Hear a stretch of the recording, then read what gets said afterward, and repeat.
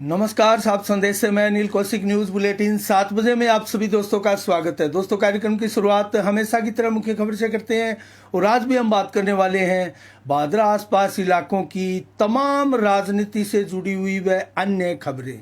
और आज दोस्तों कई धमाकेदार खबरें इलाका की राजनीति में हुई हैं।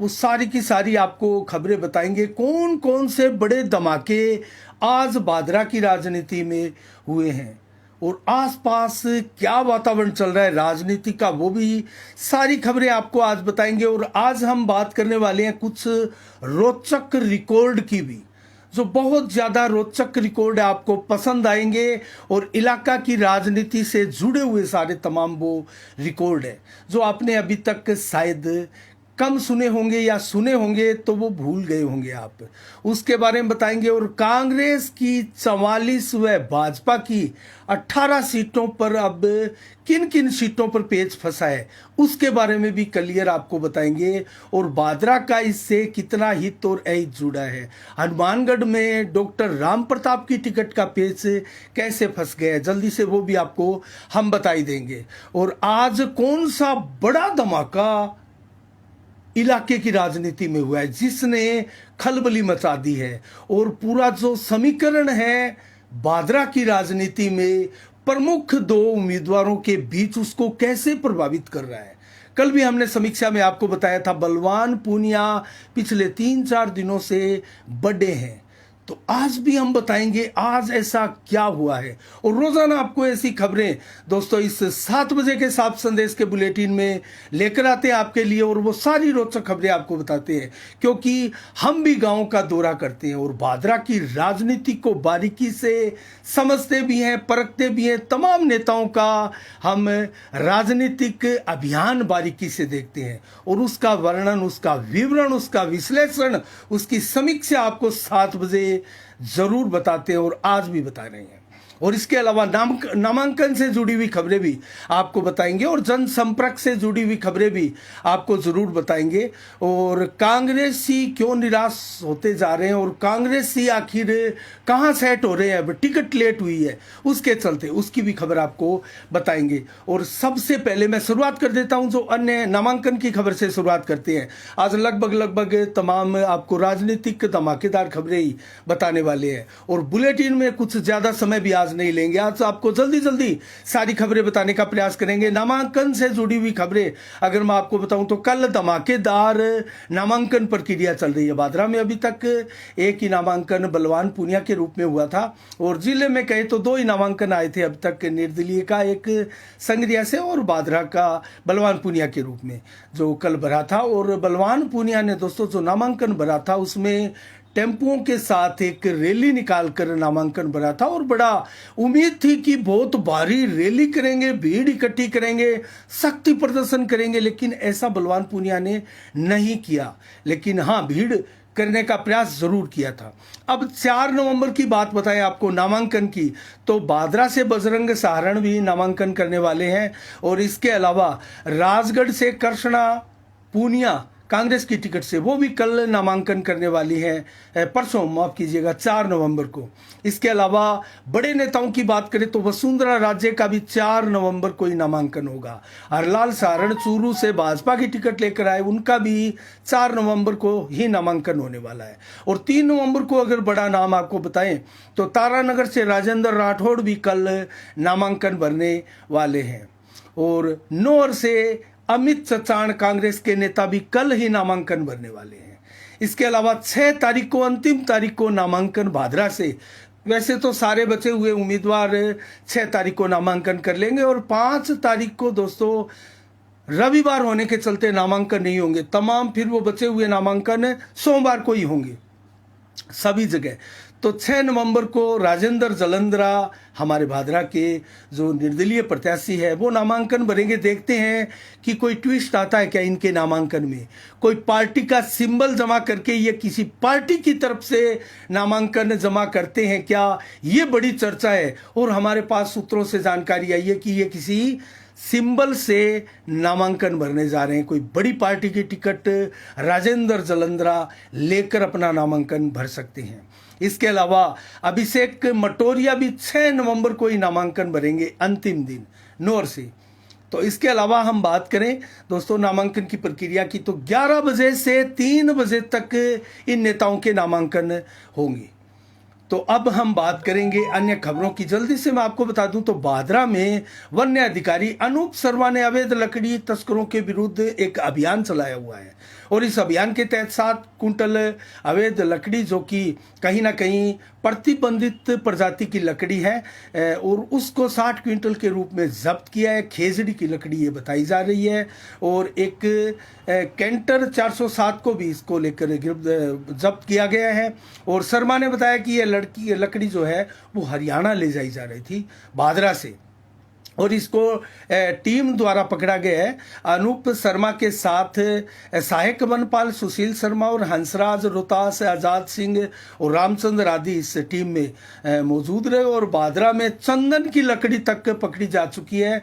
चंदन के तस्कर बादरा में पकड़े जा चुके हैं। राजस्थान का सबसे एकदम हाईफाई मामला ये चंदन की लकड़ी का बादरा में पकड़ा गया था। इसके अलावा बात करें अन्य खबरों की तो जल्दी से मैं बता दूं आपको, नौर में अभिषेक मटोरिया के लिए बड़ी भारी मुश्किलें पैदा हो रही थी जब काशीराम गोदारा ने निर्दलीय या किसी पार्टी से चुनाव लड़ने की घोषणा कर दी। लेकिन आज मटोरिया ने कुछ राहत की सांस ली है क्योंकि उनके साथ आ चुके एक भाजपा के धुरंधर रामकृष्ण बाकर, जो पिछली बार चुनाव लड़े थे और बताया जा रहा था कि अभिषेक मटोरिया और रामकृष्ण बाकर में कुछ अनबन है, वो आपस में नहीं आएंगे। लेकिन काशीराम गोदारा का दंश कुछ कम किया है रामकृष्ण बाकर ने और एक प्रेस कॉन्फ्रेंस को भी इस अवसर पर संबोधित किया और अपनी बातें दोनों ने कही। बड़ी रोचक बातें हैं, हमारे चैनल के ऊपर भी आप देखिएगा, यूट्यूब चैनल और फेसबुक चैनल पर आपको तमाम वो खबरें मिलेगी जो इलाका की राजनीति से जुड़ी हुई खबरें हैं। नौर, बादरा, राजगढ़, तारनगर की राजनीति से जुड़ी हुई खबरें हैं, वो सारी की सारी आपको हमारे चैनलों पर मिलेगी। इसके अलावा बात करें अन्य खबरों की तो भाजपा की 58 सदस्यों की एक सूची और आ गई है, तीसरी सूची भाजपा की ये सूची आ चुकी है और भाजपा 182 उम्मीदवारों का निर्धारण कर चुकी है। मात्र 18 उम्मीदवार अब शेष बचे हैं। तो इस 58 उम्मीदवारों की सूची में कौन कौन सी, सादुलपुर से सुमित्रा पूनिया की टिकट फाइनल हुई है।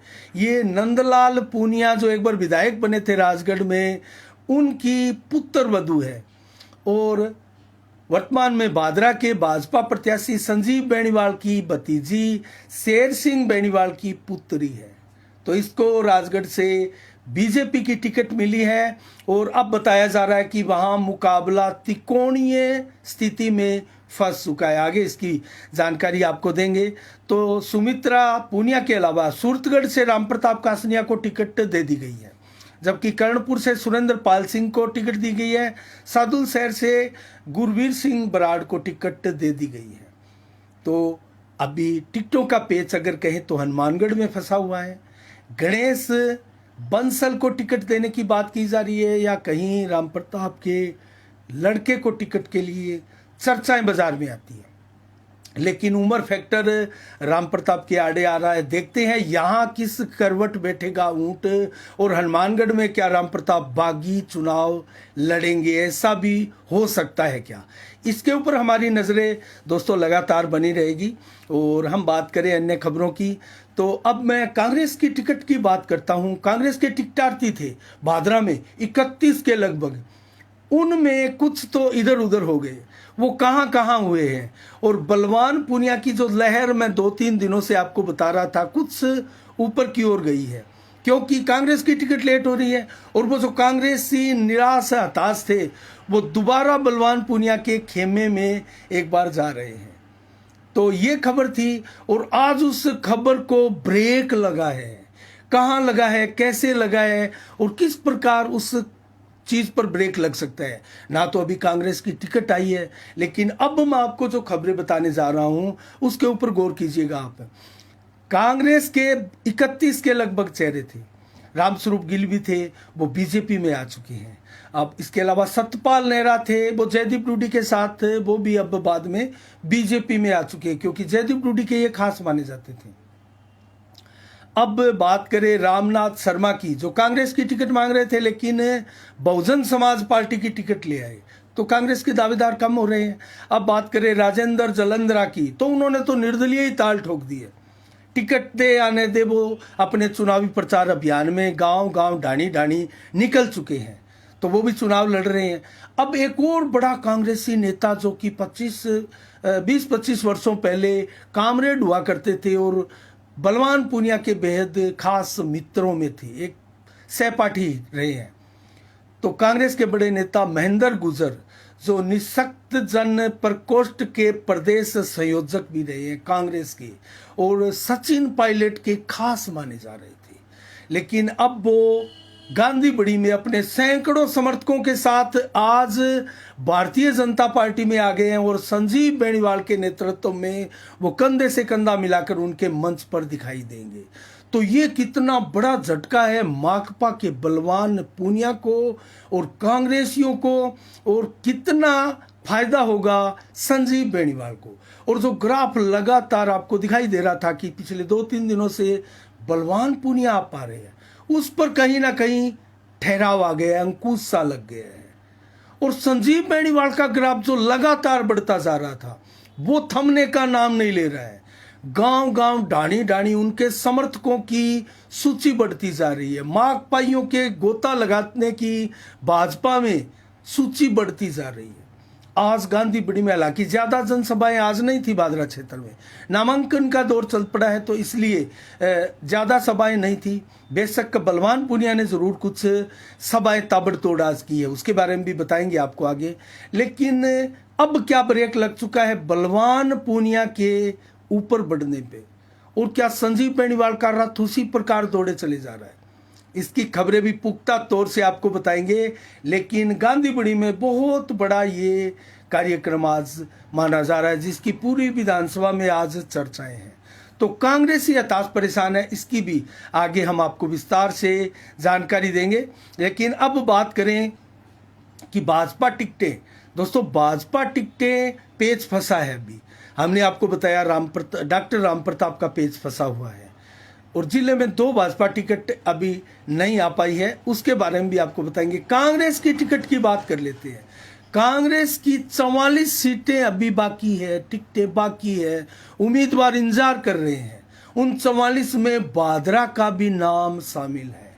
क्या भादरा की सूची आएगी या नहीं आएगी, इसके बारे में मैं आपको स्टिक अगर कोई सूचना दूं तो आज जैसे मैंने कल बताया था भाजपा की सूची तैयार है और आने वाली है, तो कांग्रेस की भी सूची तैयार है। आज फिर मैं आपको बता रहा हूं आने वाली है। कल भी मैंने बताया था कि आज आ सकती है या फिर कल आएगी, नहीं तो परसों हर हाल में आएगी, अर्थात कल हर हाल में आएगी कांग्रेस की वो अंतिम सूची। अगर उसके बाद कोई नाम रह जाता है तो दोस्तों वो नाम फिर हो सकता है कहीं ना कहीं साइलेंट रह जाए, कांग्रेस कोई उम्मीदवार वहां खड़ा ही नहीं करे। लेकिन आज रात्रि को या फिर कल जो सूची आ रही है वो संभवतः 18 से 20 नाम की भी हो सकती है। 2 कंडीशन है इसमें, 18 से 20 नाम की सूची भी आ सकती है 44 नाम से, या फिर 35 से 38 नाम की सूची आएगी। ऐसा मैं इसलिए कह रहा हूं कि जो फार्मूला अब फंसा हुआ है बातचीत के दौर में, उसमें अगर कुछ आती है तो एक ऐसी 1-2 सीटें हैं जहां पूरा जिला और आसपास के क्षेत्र प्रभावित होते हैं। इसलिए ये इतना बड़ा गैप है, मेरी बात को आप समझिएगा। इसलिए या तो 18 से 20 की सूची आएगी, उसमें भादरा का नाम संभवतः नहीं आएगा, और अगर 35 से 38 वाली सूची आती है तो हो सकता है उसमें भादरा का नाम शामिल हो, क्योंकि उसको लेकर भी मंथन हुआ है। और अशोक गहलोत के हाथ में अब इस सूची को लेकर ज्यादा कुछ बचा नहीं है, वो अपनी बात कहकर दिल्ली से आ चुके हैं। अब बागडोर हाथ में है राहुल गांधी के और सोनिया गांधी के।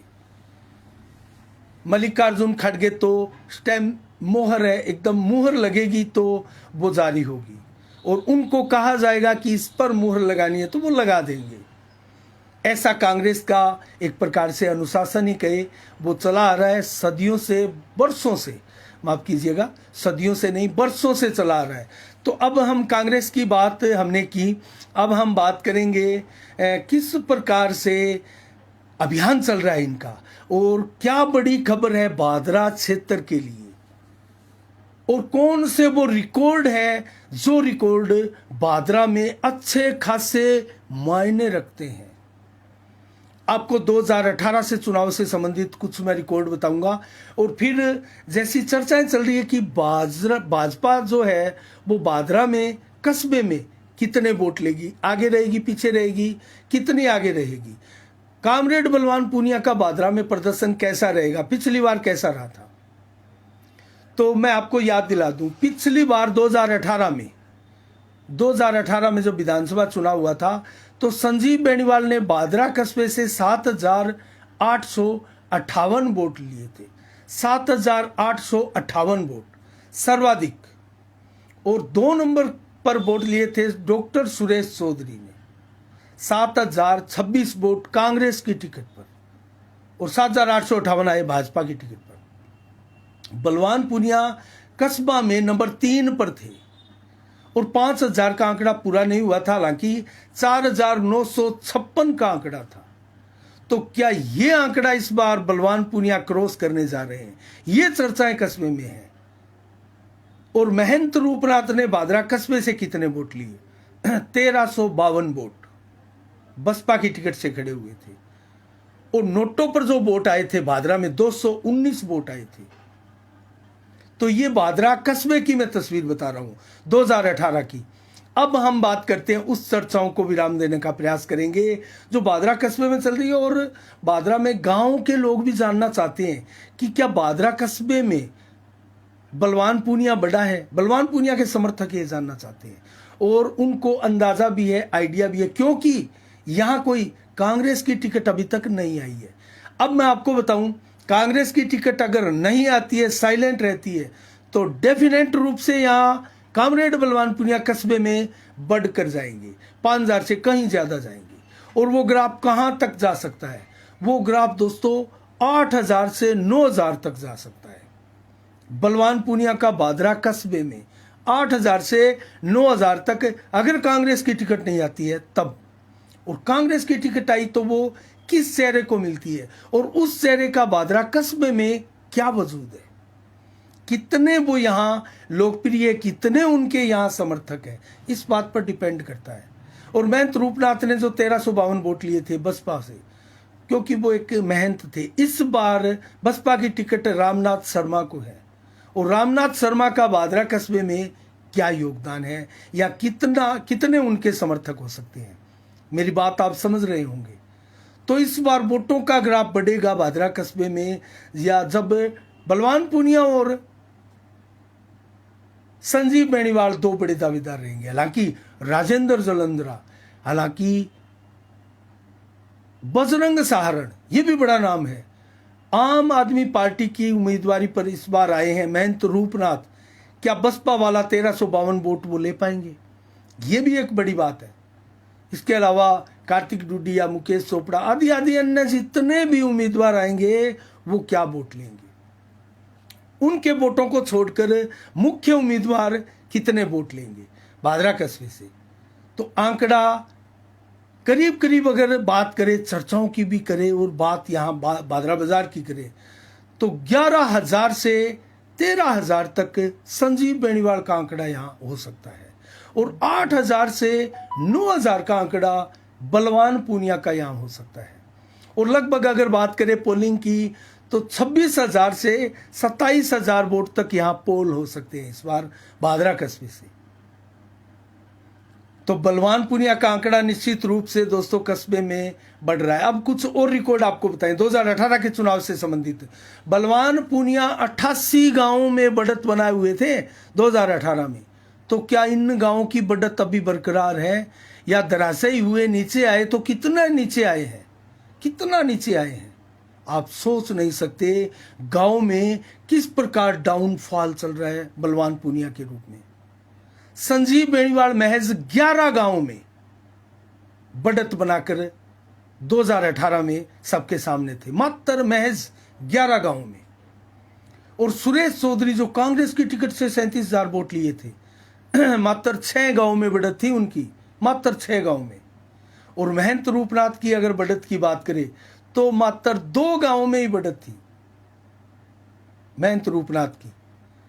और अगर 1000 से अधिक वोट लेने की बात करें 2018 के चुनाव में उम्मीदवारों द्वारा, तो बलवान पूनिया ने 23 गांव में 1000 से अधिक वोट लिए थे, 23 गांव में 23। और संजीव बेनीवाल ने 2018 में महज 9 गांव में 1000 से अधिक वोट लिए थे। और डॉक्टर सुरेश चौधरी ने महज 5 गांव में 1000 से अधिक वोट लिए थे। और महंत रूपनाथ ने महज 2 गांव में 1000 से अधिक वोट लिए थे। अब सबसे ज्यादा वोट और सबसे कम वोट इन नेताओं ने किन गांव में और कितने वोटों के रूप में लिए, बलवान पूनिया की बात कर लेते हैं। नेत्राणा में सर्वाधिक 2288 वोट बलवान पूनिया ने लिए, सर्वाधिक। और न्यूनतम जो स्कोर रहा बलवान पूनिया का वो रहा गोरखटीला से, महज 66 वोट गोरखटीला से, सबसे कम।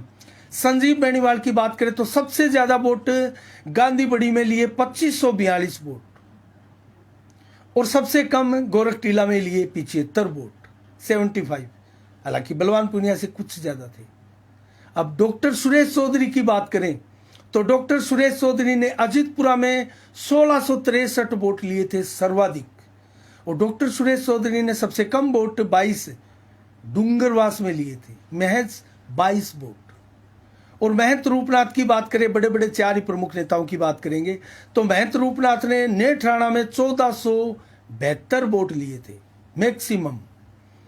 और कम से कम वोट डूंगर सिंहपुरा में महज 3 वोट लिए थे महंत रूपनाथ ने। तो ये इन 4 प्रमुख नेताओं का 2018 का मैं रिपोर्ट कार्ड आपको बता रहा हूं, क्योंकि अब 2023 के चुनाव सर पर आ खड़े हुए हैं। और ऐसे में हम बात कर रहे हैं इन नेताओं के प्रदर्शन की और वर्तमान में इनकी क्या परफॉर्मेंस है बादरा क्षेत्र में। तो बादरा क्षेत्र में आपने देखा होगा कितना रोचक चुनाव है, इसकी एक एक रोचकता का हम 7 बजे के इस बुलेटिन में लगातार आपको बखान भी करते रहेंगे, बताते भी रहेंगे, रिकॉर्ड से अवगत करवाते रहेंगे, और कौन आगे कौन पीछे इसकी खबरें भी आपको बताएंगे। लेकिन ऑल ओवर जो आज बादरा में हुआ है वो हुआ है बलवान पूनिया की बढ़त अचानक एक बार रुकी है। हो सकता है ये टिकट का निर्धारण हो, जो कांग्रेस की टिकट है, अगर आ गई टिकट तो बलवान पूनिया का ग्राफ और नीचे जाएगा या फिर अप आएगा, ये भी बताएंगे आपको। टिकट नहीं आई, हालांकि संभावना है तो नीचे ही जाने की है अगर टिकट आ गई तो, और टिकट नहीं आई कांग्रेस की तो बलवान पूनिया निश्चित रूप से इससे आगे बढ़ेंगे और ऊपर बढ़ेंगे। कितना ऊपर बढ़ेंगे ये हम आपको स्टिक और ईमानदारी के साथ, निष्पक्षता के साथ इसका विश्लेषण हम आपके सामने जरूर करेंगे। अब हम बात करें नेताओं के कैंपेन की, जो चुनावी कैंपेन है, और सबसे पहले बात कर लेते हैं आज राजेंद्र जलंधरा, गोगामेडी, उजलवास, ढीलकी, दीपलाना, बरवाड़ी, करोती, परलिका आदि गांव में धुआंधार जनसंपर्क अभियान कर रहे हैं। राजेंद्र जलंधरा डट नहीं रहे हैं, लगातार गांवों में चल रहे हैं, और अपने समाज के बड़े धुरंधर लीडर भी वो माने जाते हैं, और क्षेत्र के नामी चेहरे के रूप में उनकी पहचान है। 25 वर्षों से भिरानी में उनके पिताजी हो, उनकी माताजी हो, माफ कीजिएगा, उनकी धर्मपत्नी हो, या उनका पुत्र हो, या स्वयं हो, सारे के सारे सरपंच बन चुके हैं। 25 वर्षों से भिरानी की जनता इनको सरपंच बना रही है, अर्थात कहीं ना कहीं भिरानी के मतदाताओं पर, ग्रामीणों पर इनकी पकड़ शानदार है। और बादरा क्षेत्र में ये ऐसे प्रमुख सरपंचों में इनका नाम है। अभी तक ये हारे नहीं है, लगातार जीत रहे हैं, और विधानसभा चुनाव में अब इस बार खड़े हो चुके हैं और अपनी चुनावी कैंपेन चला रहे हैं। और कल जब नामांकन भरेंगे 6 को, तो ये किसी पार्टी से भी नामांकन भर सकते हैं। इसका खुलासा अभी तो हम नहीं करेंगे, लेकिन आगे इसका खुलासा जरूर करेंगे, हमारी नजरें इस पर बनी हुई है। अब बात करें बजरंग सारण की, तो बजरंग सारण की आज 3-4 सभाएं थी, वो अचानक किसी कारणवश पर बस वो कैंसिल की गई। और आज नुआ में जबरदस्त जनसभा की बजरंग सारण ने, जो पहले उनकी सूची में नहीं था। और नुआ में बड़ी संख्या में युवाओं द्वारा बजरंग सारण को समर्थन दिया गया।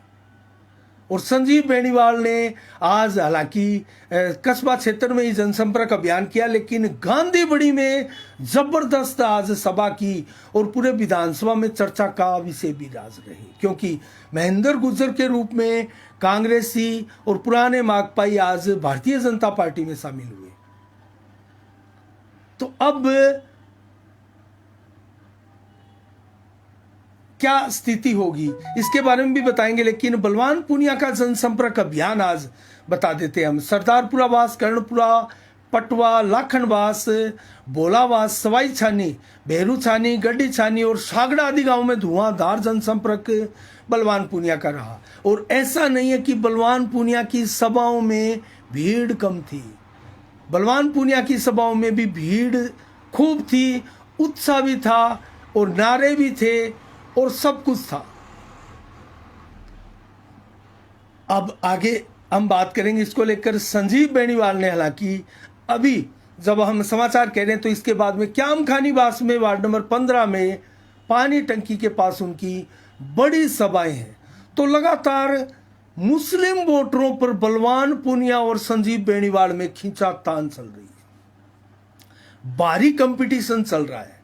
और जो दिखाई दे रहे थे कि बलवान पूनिया के पाले में मुस्लिम समाज के वोट बहुत ज्यादा जा रहे हैं और वो कांग्रेस के सिंबल पर ज्यादा लगते हैं, निस्संदेह, इसमें कतई कोई संदेह की गुंजाइश नहीं है। लेकिन कांग्रेस के सिंबल के बाद में 2 नंबर बलवान पूनिया और 3 नंबर संजीव बेनीवाल। लेकिन यहां तो कांग्रेस की टिकट भी नहीं बंट रही है, अभी तक खुलासा भी नहीं हुआ है। और मुस्लिम वोटों में जबरदस्त सेंधमारी लगातार संजीव बेनीवाल कर रहे हैं। भाजपा की टिकट से संजीव बेनीवाल क्या मुस्लिम वर्ग में इतने सर्वमान्य चेहरा माने जाते हैं, क्योंकि वो पुराने कांग्रेसी रहे हैं और उनके साथ अनेक परिवारों का, मुस्लिम परिवारों का जो है वो संपर्क रहा है और वो संपर्क बहाल करने में लगे हैं। बड़े बड़े खेमे धड़े, जैसे एलमानों ने पिछली सभा थी, एलमान परिवार ने शानदार सभा का आयोजन किया था और सैकड़ों की संख्या में मुस्लिम परिवार के लोग भाजपा में शामिल हुए थे, संजीव बेनीवाल के साथ आए थे। और आज फिर पानी टंकी के पास मुस्लिम समाज पर जोर आजमाइश कर रहे हैं। और आज की सभा के बाद में फिर बलवान पूनिया इसी क्याम खानीवास में सभा करेंगे। तो ये कंपटीशन भी चल रहा है, लेकिन यहां संजीव बेनीवाल सरपट आगे दौड़ते जा रहे हैं और बलवान पूनिया का अभियान सरपट आगे दौड़ते दौड़ते रुकता रुकता प्रतीत हो रहा है। तो हमारी नजरें बनी रहेगी। अन्य नेताओं द्वारा भी जनसंपर्क अभियान लगातार जारी था, लेकिन कांग्रेसी बड़े हताश है। और कांग्रेसियों की बात करें तो यहां सुखदेव सिंह शेखावत खेमे में और ज्ञान सिंह चौधरी खेमे में, रेखा चौधरी का नाम बार बार आ रहा है कि टिकट मिलेगी और उनको मिलेगी, महिला कोरम पूरा करेगी कांग्रेस, यहां ऐसी बात निकल कर आ रही है। तो ऐसे में क्या होगा और क्या दयानंद बेरवाले की ईमानदारी कांग्रेसी, बहुत ईमानदार कांग्रेसी, मैं बार बार आपको कई बार बता चुका हूं, अगर ईमानदारी से टिकट दी जाए तो इस शख्स को मिलनी चाहिए। अगर कांग्रेसी कार्यकर्ताओं की कहीं कोई कदर है तो इनको मिलनी चाहिए। लेकिन किसको मिलेगी, किसका प्रभाव ज्यादा होगा, किसके पास वोट ज्यादा है, कौन कितना प्रभावित करेगा कांग्रेसियों को, आला नेताओं को, और समीकरण में कौन भारी होगा, ये तो अब वो कांग्रेस के आला नेता ही जाने, जिनको टिकट देनी है और जिसको लेनी है वो अपने यहाँ जो कागजात है, डॉक्यूमेंट्स है, वो जमा कराए, बताए, विश्वास दिलाए, नेताओं को विश्वास दिलाए। तो लगभग हम बात कर रहे हैं, अब टक्कर की बात करें तो राजगढ़ में त्रिकोणीय टक्कर उभर कर सामने आ चुकी है दोस्तों। नंदलाल पूनिया की पुत्र वधू सुमित्रा पूनिया को टिकट मिलते ही यहां त्रिकोणीय टक्कर उभर कर आई है। अब कर्षणा पूनिया नंबर 3 पर जाएगी या सुमित्रा पूनिया नंबर 3 पर आएगी, ये देखने वाली बात है। लेकिन अभी अग्रिम पंक्ति में चल रहे हैं बसपा के मनोज न्यांगली, देखते हैं टक्कर, क्योंकि दोनों ही बताते हैं कि हमारी टक्कर मनोज न्यांगली के साथ है, और यही कम से कम राजगढ़ की तस्वीर को बयां करने वाली पिक्चर है, आप समझते होंगे। अब मैं बात करूं नौर से, तो आमने सामने की टक्कर है कांग्रेस और भाजपा में, लेकिन कितना नुकसान पहुंचाएंगे काशीराम गोदारा, और किस चेहरे किस स्वरूप में वो सामने आते हैं, और मंगेश चौधरी कितना नुकसान पहुंचाएंगे अमित चचान को। तो दोनों को नुकसान पहुंचा रहे हैं ज्यादा, अगर मैक्सिमम देखें तो। लेकिन यहां प्रमुख टक्कर भाजपा कांग्रेस के बीच में, और दूसरी निचली टक्कर जो है वो यहाँ काशीराम गोदारा और मंगेश चौधरी के बीच में हो सकती है, जो कि फिर आगे के लिए नेता कौन होगा, किस प्रकार की तस्वीर रहेगी, उसमें कहीं ना कहीं सुगमता होगी। जैसे बादरा में आगे की राजनीति के लिए राजेंद्र जलंधरा ताल ठोके हुए हैं, और यहाँ बजरंग सहारण ताल ठोके हुए हैं। तो हम बात कर रहे हैं तारानगर की, तो तारानगर में भी आमने सामने की टक्कर खुलकर सामने आ चुकी है। भाजपा और कांग्रेस, नरेंद्र बुडानिया बनाम राजेंद्र राठौड़ का चुनाव तय हो चुका है। तो आगे भी हमारी नजरें इस सारे तमाम रिकॉर्डों पर बनी रहेगी। और अब हम बात करेंगे कुछ आज की 2 नवंबर की क्या विशेष खासियत है। तो विश्व कंप्यूटर साक्षरता दिवस आज के दिन मनाया जाता है, और 1941 को आज के दिन अरुण शौरी, जो कि मशहूर पत्रकार और लेखक भी रहे हैं, उनका जन्म धूमधाम से देश भर में मनाया जा रहा है। शाहरुख खान का जन्म दिवस भी आज के दिन 1965 को हुआ था, धूमधाम से मनाया जा रहा है। ईसा देओल, जो कि फिल्मी दुनिया से ही है, 1981 को उनका भी आज के दिन जन्म हुआ था, और अन्नू मलिक भी आज के दिन जन्मे थे। तो कुल मिला के आज के लिए इतना ही। कल ठीक शाम 7 बजे फिर आपसे रूबरू होंगे नई खबरों के साथ, नई समीक्षा के साथ। लेकिन इस 7 बजे के बुलेटिन को दोस्तों आप शेयर करना जरूर नहीं भूलेंगे। आप अपनी फेसबुक वाल से इसको शेयर जरूर कीजिएगा। हम आपको बार बार बताते हैं, और हमें आप बार बार प्रेम प्यार स्नेह दुलार हम पर बरसाते हैं, लुटाते हैं। आपके लिए हम भी खबरों का जखीरा लेकर रोजाना 7 बजे आते हैं। तो इतना तो प्यार मेरा भी बनता है। तो 7 बजे के इस बुलेटिन को आप अपनी फेसबुक वाल से जरूर शेयर कीजिएगा, और वीडियो अच्छा लगे तो लाइक भी कीजिएगा, और कमेंट के साथ हमें सुझाव भी आप दे सकते हैं। आज के लिए इतना ही। कल ठीक शाम 7 बजे फिर आपसे रूबरू होंगे नई खबरों के साथ, नई समीक्षा के साथ। तब तक के लिए आप अपना बहुत बहुत ख्याल रखिएगा, और मुझे दीजिएगा इजाजत। साफ संदेश से मैं अनिल कौशिक, नमस्कार। जय भारत, जय जय राजस्थान।